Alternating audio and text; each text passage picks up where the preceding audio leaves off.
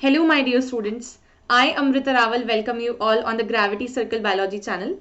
Dear students, today we are going to complete with the Animal Kingdom chapter of class 11th, that is chapter number 4th. हम लोग आज इसका last topic complete करने जा रहे हैं and that is the class mammalia और mammals in case of the vertebrata. That simply means कि हमने सारे नॉन कॉर्डेट्स ऑलरेडी कवर कर लिए हैं and we have completed the complete chordate portion by which we are coming on to the end portion of the chapter. After completing the mammals portion, we will just take a quick revision of all the main and important characteristics of all the phylums, including the non-chordates and the chordate portion. We'll just take a basic look on the table which is given in the NCERT textbook. Okay, so let us now start with the class Mammalia. As the class Mammalia name suggests, इस particular class के सारे members के पास में memory glands की presence देखने को मिलेगी, irrespective of whether it is a male member or it is going to be a female member. That means कि mammals जो रहते हैं सारे के सारे जेंडर बायस नहीं है ये चीज, ठीक है. mammals जो रहते हैं सारे के सारे, इन सभी के पास में हम लोगों को देखने को मिलेगा मैमरी ग्लैंड्स, ठीक है. It can be not functional in case of males, it can be functional in case of females, but it will be present in both the genders of all the mammals, ठीक है, सभी के पास में हो. इसीलिए इस क्लास का नाम हो गया मैमेलिया. जैसे कि हम लोग यहाँ देख सकते हैं, I have taken a photograph showing the image of some of the mammals over here, जहां पर we are actually able to see that there is presence of mammary glands 1, okay, 2 and 3 and 4 and 5 and so on.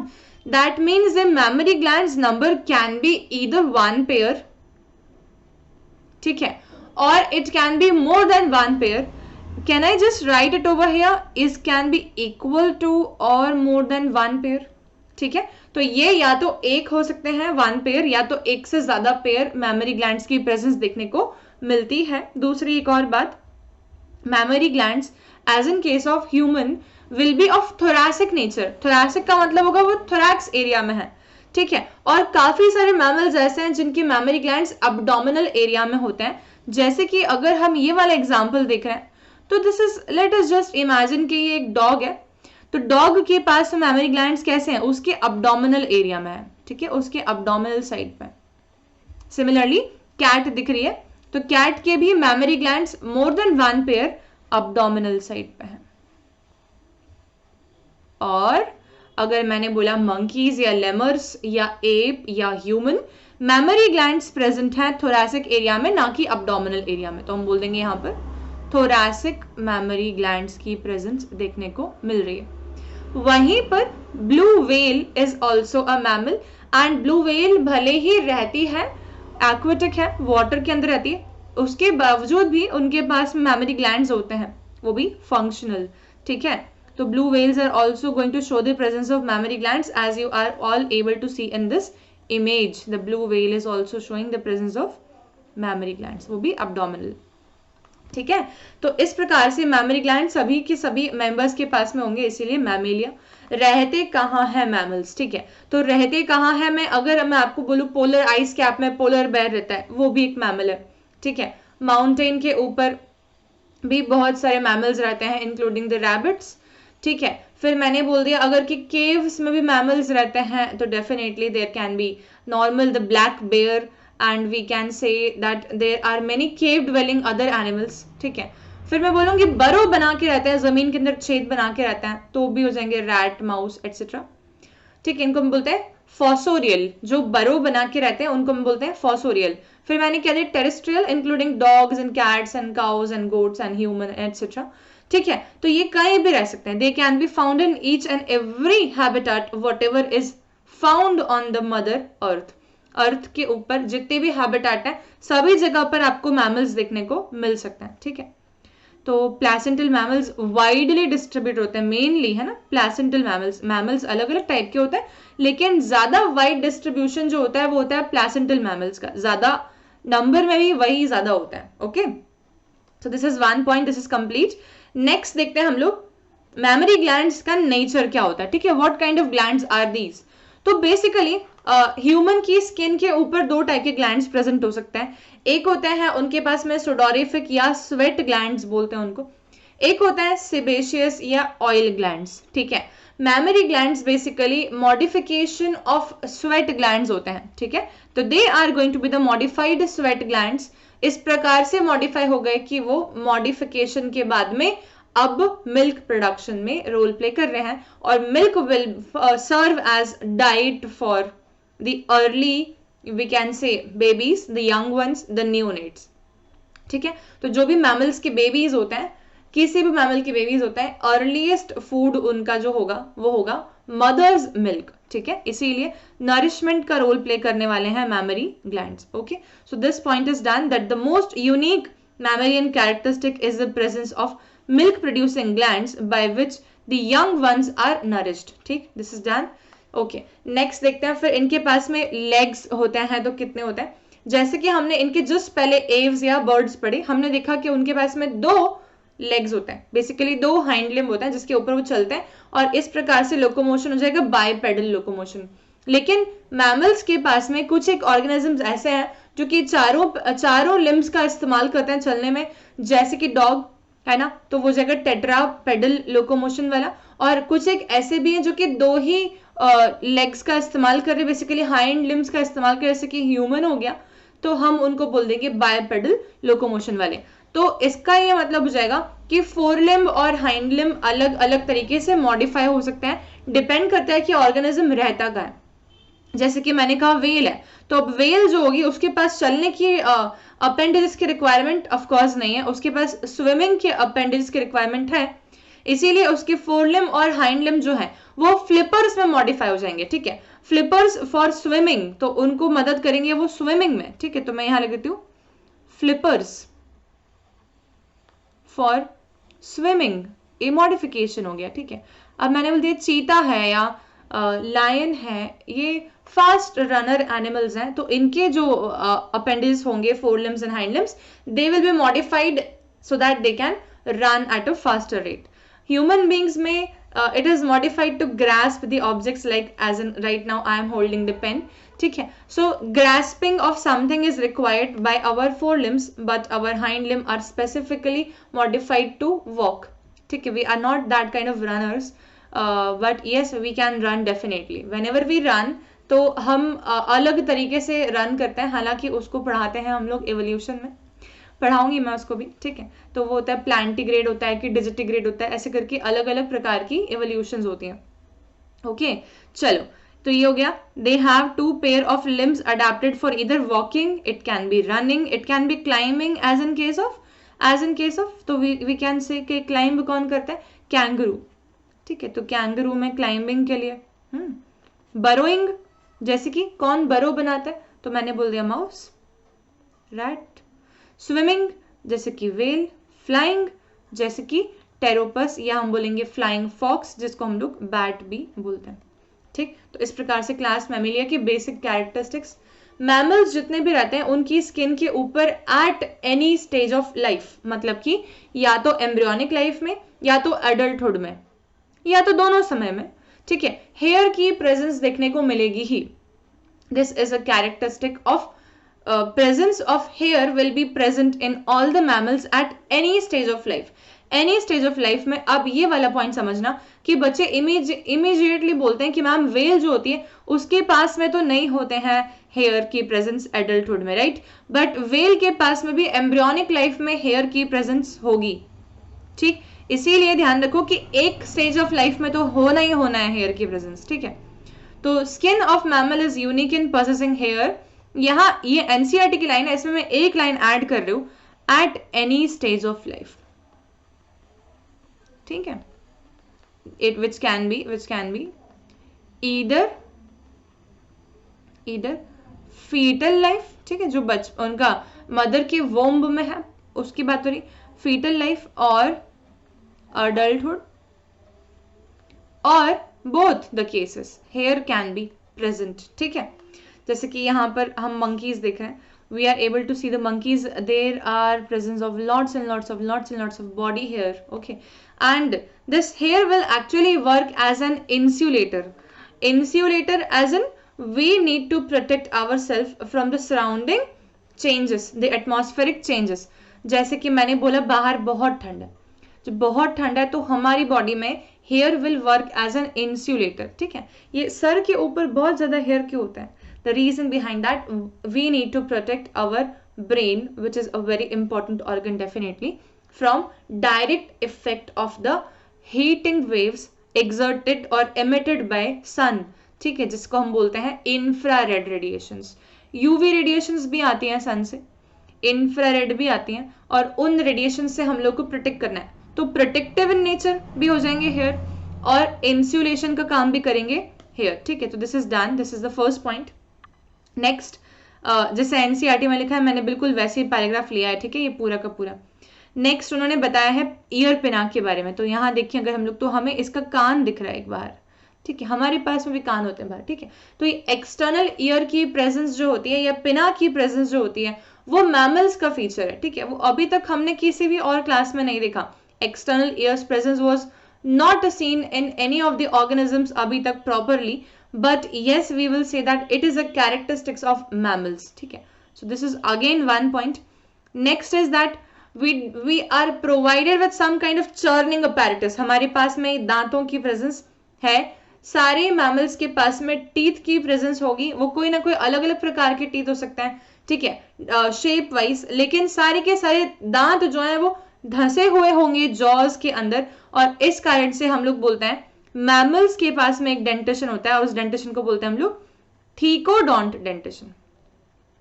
Thecodont का मतलब हो जाएगा embedded in jaw socket. ठीक है, तो embedded in jaw socket, सारे मैमल्स के पास में दांत अच्छे स्ट्रॉन्ग होते हैं क्योंकि वो एम्बेडेड होते हैं किसमें? जॉ सॉकेट में. ठीक है, तो ये एक पॉइंट हुआ.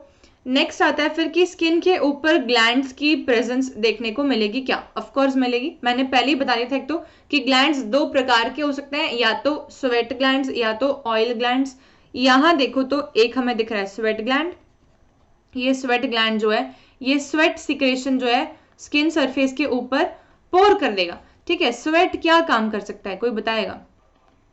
तो स्वेट जो होता है वो एक प्रकार से कूलिंग इफेक्ट एक्सर्ट करता है. जनरली पसीना कब आता है? गर्मियों में. ठंड में तो नहीं आता. गर्मियों में क्यों पसीना आता है? क्योंकि वो हमारी स्किन को कूल करने की कोशिश कर रहे हैं. ठीक है, तो बाय स्वेट हमारी बॉडी जो है उसकी एक्सटर्नल सरफेस कूल होने की कोशिश कर रही होती है. इसीलिए स्वेटिंग हमेशा जो होता है वो होता है कूलिंग इफेक्ट एक्सर्ट करने के लिए. ठीक है, तो कूलिंग इफेक्ट प्रोड्यूस करता है स्वेट. ठीक है, on the other hand sebaceous gland की अगर हम बात करें तो ये होते हैं ऑयल ग्लैंड्स, जो कि सभी लोगों को दिख रहे हैं. ऑयल ग्लैंड्स हेयर फॉलिकल्स के आसपास में ज्यादा होते हैं, और ये हेयर फॉलिकल को नरिश कर रहे होते हैं कंटिन्यूसली. हेयर जब ग्रो होता है तब उसको नरिशमेंट मिलता है सेबेशियस ग्लैंड्स के द्वारा. ठीक है, तो sebaceous glands are going to be the oil glands, and hair की प्रेजेंस तो मैमल्स का फीचर ही है. ठीक, तो ये सारी प्रकार के ग्लैंड्स की प्रेजेंस स्किन के ऊपर देखने को मिलेगी मैमेलिया में. ठीक है, तो हमें कुछ एक पॉइंट समझ में आए. मैमरी ग्लैंड सब में होंगे. मैमल्स काफी सारी जगहों पे ऑक्यूपाई करके बैठे हुए हो सकते हैं. अलग अलग टाइप के हाइंड लिम्ब मॉडिफिकेशंस इनके पास में हो सकते हैं. एक्सटर्नल ईयर की प्रेजेंस देखने को मिल सकती है. स्किन पे हेयर की presence at any stage of life mammals में होती है. अडल्ट वेल्स में नहीं होती, लेकिन embryonic life, foetal life whales में भी हेयर की प्रेजेंस देखने को मिलती है. जॉ सॉकेट के अंदर एम्बेडेड डेंटेशन होता है इनका. ठीक है, दैट इज इट. फिर आते हैं हम लोग कार्डियोवास्कुलर सिस्टम के ऊपर. हार्ट कितने चेंबर का? तो 4 चेंबर बर्ड्स का भी था, और 4 चेंबर एक रेप्टाइल का भी था जो कि है क्रोकोडिलिया.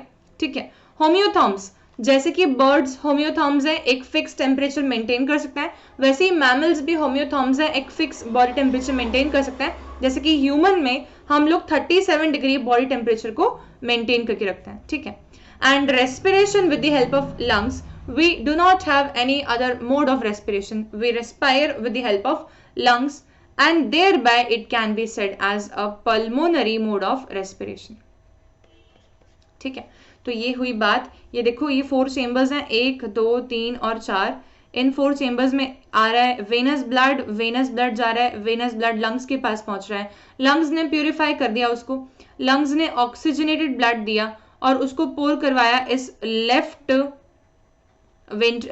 एट्रियम में, जो कि गया लेफ्ट वेंट्रिकल में, और लेफ्ट वेंट्रिकल से बॉडी के पास पहुंच जाएगा वो with the help of this systemic aorta. और एओर्टा के अंदर ब्रांचेस होती हैं बहुत सारी, ठीक है। ये शिफ्ट किस तरफ है तो मैं बोलूंगी ये है लेफ्ट पोर्शन ऑफ हार्ट और ये है राइट पोर्शन ऑफ हार्ट। उल्टा लिख दिया हमने, oh my goodness, how can I do this, please wait, सभी इरेज हो गया गलती से, कोई बात नहीं, दोबारा लिख देती हूँ। इधर देखो ये हो गया हमारे पास में लेफ्ट एट्रियम,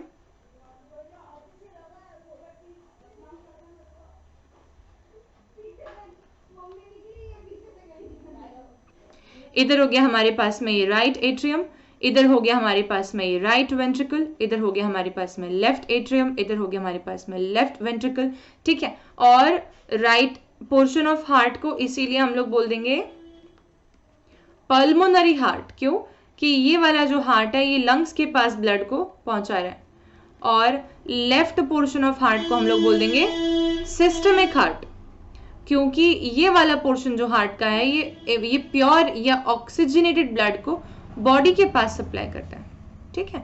तो इस प्रकार से हार्ट 4 चेंबर का होगा, हम फिक्स टेम्परेचर मेंटेन करेंगे बॉडी में और रेस्पिरेशन हम लोग लंग्स के थ्रू परफॉर्म करेंगे, ठीक है।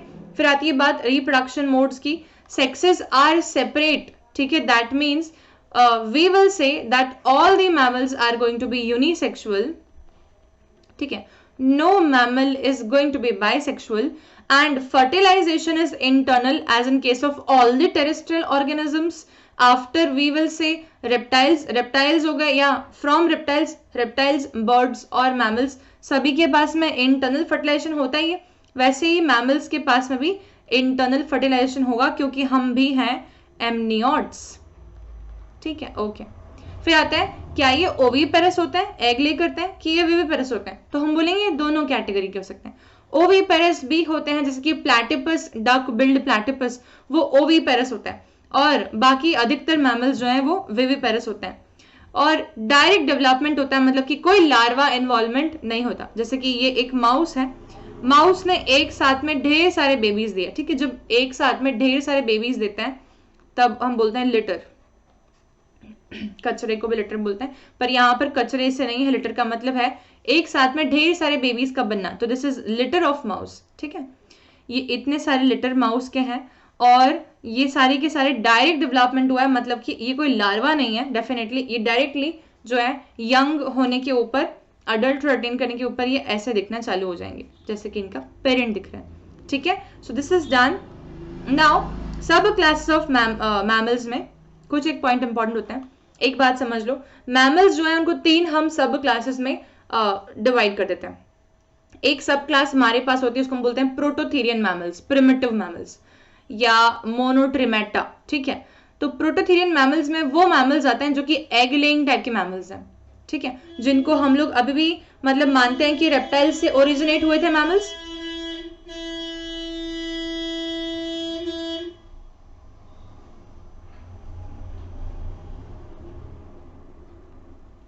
Okay, so mammals originated from reptiles, इस कारण से हम लोग बोल देंगे प्रोटोथेरियन प्रिमिटिव मैमल्स होते हैं जो कि एग लेइंग टाइप के हैं, और इसके अंदर हमारे पास प्लैटिपस एग्जाम्पल आता है मोनोट्रेमेटा के अंदर, ठीक है।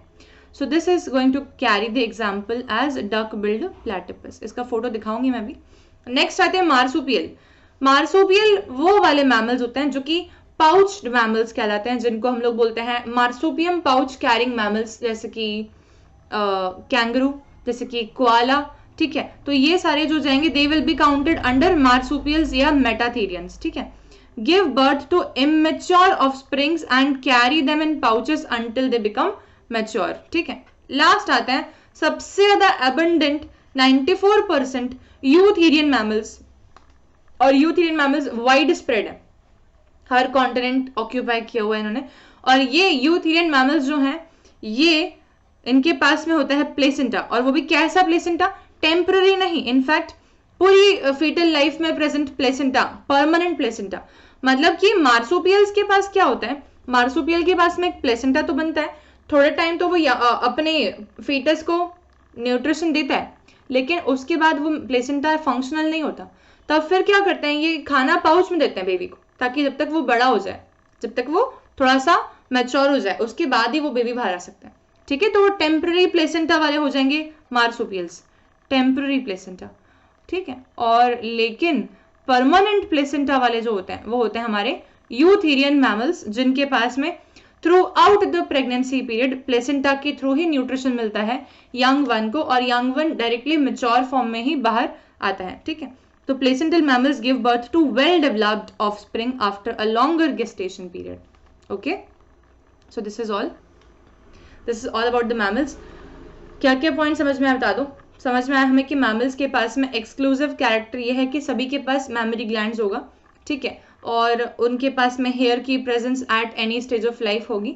ठीक है, वो अलग अलग तरीके से मॉडिफाइड हाइंड लिम्ब और फोर लिम्ब वाले हो सकते हैं। ठीक है, उसके अलावा उनके पास एक्सटर्नल ईयर की प्रेजेंस देखने को मिलेगी, उनके पास जॉ के अंदर धंसे हुए दांत मतलब कि थीकोडोंट डेंटेशन देखने को मिलेगा। हार्ट उनका 4 चेम्बर्स वाला होगा, रेस्पिरेशन लंग्स के थ्रू होगा, और बॉडी टेम्परेचर को कांस्टेंट मेंटेन करने की कैपेबिलिटी रखते हैं। सेक्सेस इनके सेपरेट हैं, मतलब कि यूनिसेक्सुअल हैं। फर्टिलाइजेशन इंटरनल है क्योंकि ये एमनियोट्स हैं। विविपेरस होते हैं मोस्टली, लेकिन ओविपेरस भी हो सकते हैं जैसे कि प्लैटिपस। 3 सब क्लास होती हैं। मोनोट्रिमेटा या प्रोटोथेरियन में एग लेइंग मैमल्स आते हैं, मेटाथेरियन या मार्सुपियल में पाउच्ड मैमल्स आते हैं, और यूथेरियन को हम प्लेसेंटल मैमल बोलते हैं जो कि ट्रू मैमल्स हैं। ठीक है, okay, so this is all. अब एग्जांपल्स देखते हैं हम लोग। एग्जांपल्स में मेरे बहुत सारे लिखे हुए, लेकिन फोटो से समझाऊंगी। ठीक है, कि कौन सा कौन है। Okay, I will write it over here. ये हमें दिख रहा है एलिफस। ठीक है, एलिफस मतलब कि एलिफेंट। ओके, ये हमें दिख रहा है मकाका। मकाका मतलब कि मंकी, मैं इसी के ऊपर लिख देती हूँ, दिस इज मकाका। ठीक है, ओके, सॉरी मकाका। इसके बाद ये हो जाएगा कैंगरू। कैंगरू, ठीक है, अच्छा, ये हो जाएगा हमारे पास चीता, है ना, पैंथेरा टाइग्रस, पैंथेरा। ठीक है, लेकिन ये वाला क्या हो जाएगा, टाइग्रस, और ये वाला क्या हो जाएगा, ये भी पैंथेरा ही है, लेकिन ये हो जाएगा लियो। ठीक है, ओके, ये हो जाएगा कैमलस, कैमल। ये हो जाएगा हमारा Delphinus,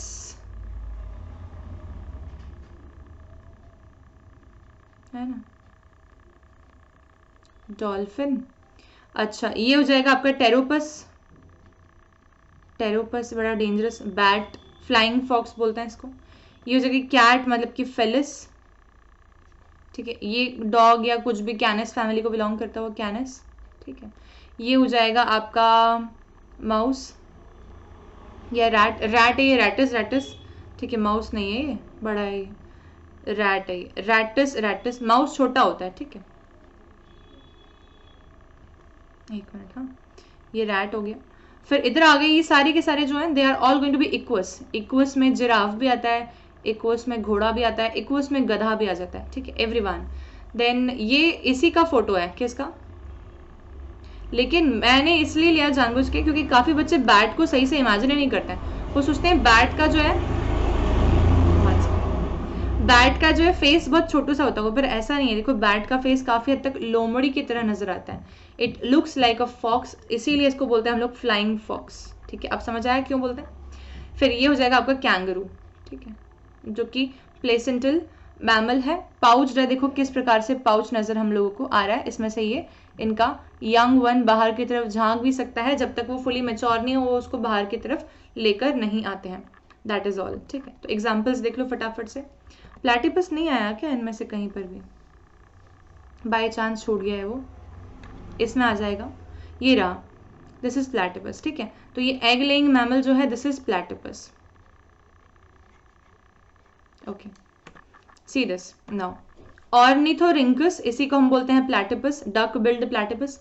Macropus kangaroo, Pteropus flying fox, Camelus camel, Macaca monkey, Rattus Rattus rat, Canis dog, Felis cat, Elephas elephant, Equus horse, Delphinus common dolphin, Balaenoptera blue whale, Panthera tigris tiger, and Panthera leo is going to be lion.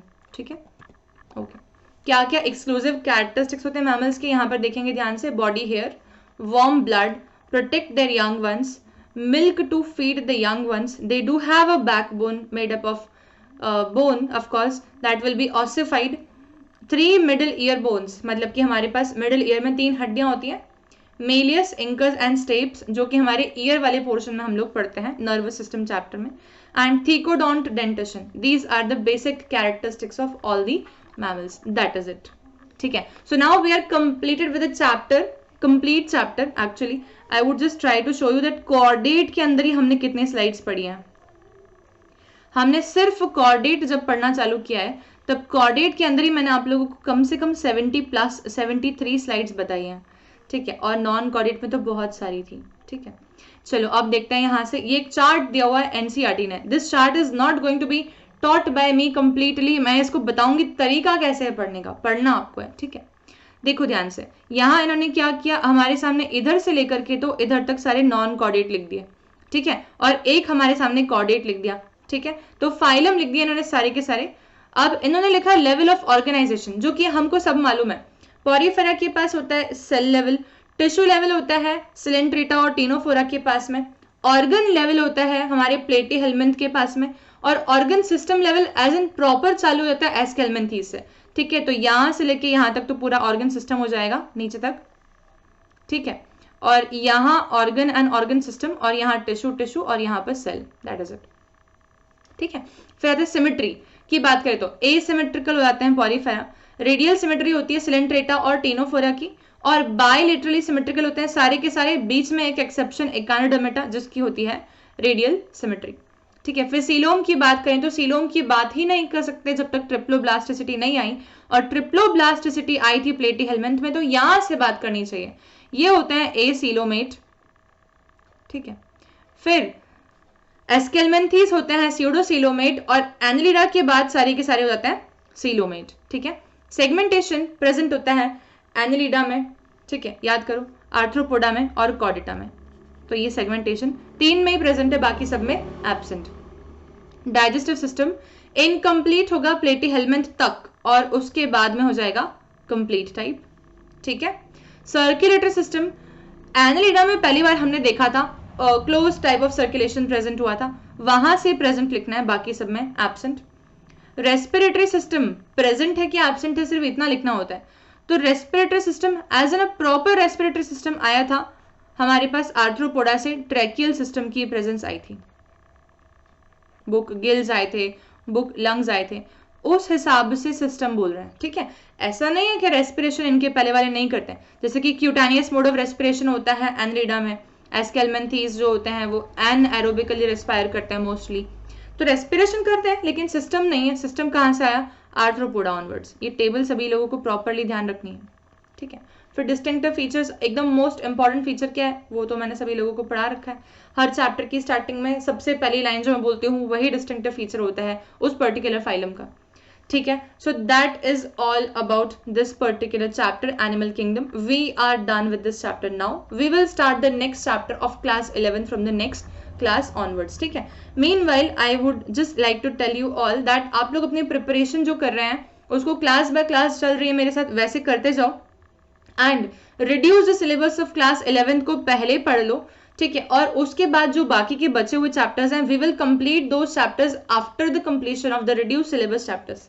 ठीक है. ऐसा नहीं कि पढ़ाएंगे नहीं, पर reduce syllabus में जितना है उतना तो एटलीस्ट पहले कंप्लीट कर लेते हैं, और बाकी जो बचा हुआ पोर्शन है will complete it after your 11th class examinations. Okay, so bye everyone, and please don't forget to like, share and subscribe the channel. Thank you so much.